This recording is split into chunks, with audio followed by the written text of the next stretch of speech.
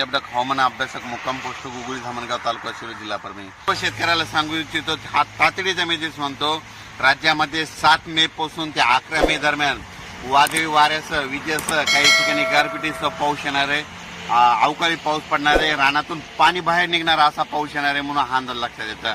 विभागाबाई बोलायचं झालं तर राज्यात सुरुवातीला आपण पूर्व विदर्भातून सुरुवात करू। राज्यामध्ये 7 ते 11च्या दरम्यान पूर्व विदर्भामध्ये म्हणजे खूप ठिकाणी शेतातून पाणी बाहेर निघाला असा पाऊस पडणार आहे, पडणार आहे, विजा असणार आहे, गारपीट देखील होणार आहे, वारा देखील असणार आहे, म्हणून स्वतःची काळजी घ्यावी।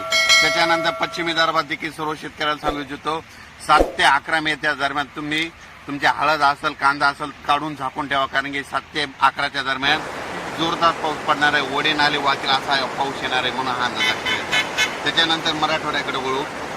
मराठवाड्यात देखील 7 ते 11 दरम्यान जोराचा पाऊस राहणार आहे, म्हणजे शेतातून पाणी बाहेर निघेल असा पाऊस राहणार आहे। भुसावल्यासाठी हा पाऊस चांगला राहणार आहे म्हणून हा अंदाज लक्षात घ्यायचा। आणि मराठवाड्यातले देखील सर्व शेतकऱ्यांनी ज्यांचा कांदा असेल, हळद असेल 7 तारखेच्या आत तुम्ही काढून झाकून ठेवा, साठवून ठेवा, कारण की खूप मोठा पाऊस असणार आहे म्हणून हे अंदाज लक्षात घ्यायचा। त्याच्यानंतर पश्चिम महाराष्ट्राकडे, पश्चिम महाराष्ट्रात देखील शेतकऱ्याचा कांदा देखील काढण्याचा